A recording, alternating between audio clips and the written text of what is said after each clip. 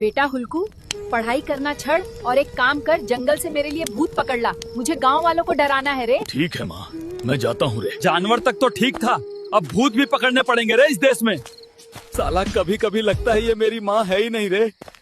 हर बार मेरा fielding set करवा चाहती है रे। ओए, तू भूत होगा अपने घर में रे।